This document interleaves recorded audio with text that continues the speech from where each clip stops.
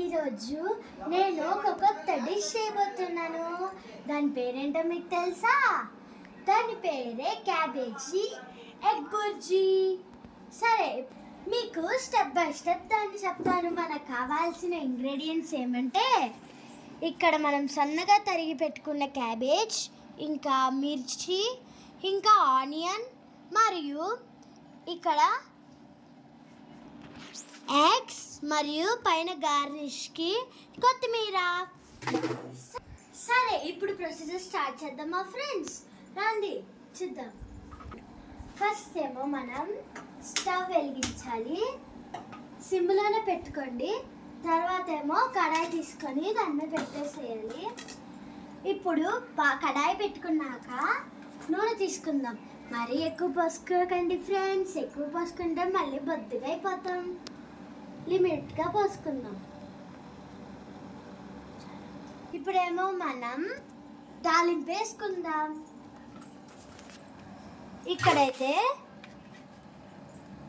జీరాలు కొన్ని, ఆవాలు కొన్ని వేసుకుందాం. కొంచెం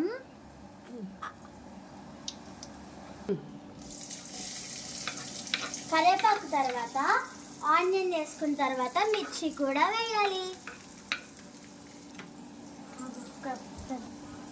వీటన్నిటిని కొంచెం సన్నగా వేగనిద్దాం. కొంచెం వేగిన తర్వాత మనం ఇప్పుడు సన్నగా కడిగిన క్యాబేజీని వేద్దాం.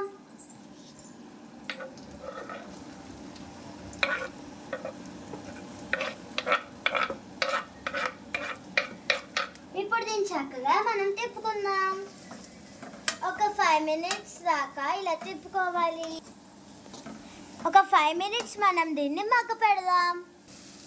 ఇలా అయితే అయింది ఫ్రెండ్స్. మీరైతే 1/2 స్పూన్ పసుపు, ఇంకా 1 స్పూన్ ఉప్పు వేసుకోండి. ఇలా అయితే అవ్వనివ్వాలి. క్యాబేజీ బాగా మగ్గిపోయింది ఫ్రెండ్స్.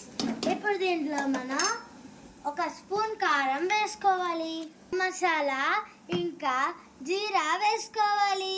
మగ్గిపోయింది ఫ్రెండ్స్, బాగా మగ్గిపోయింది ఫ్రెండ్స్. ఇప్పుడు మనం 1 స్పూన్ కారం ఇంకా ధనియాల పొడి వేసుకోవాలి. తర్వాత గరం మసాలా కొంచెం కొంచెం వేసుకోవాలి. ఇప్పుడు బాగా మగ్గింది ఫ్రెండ్స్. ఇప్పుడు మనం దీంట్లో ఎగ్స్ అయితే పగలగొట్టుకొని వేసుకుందాం.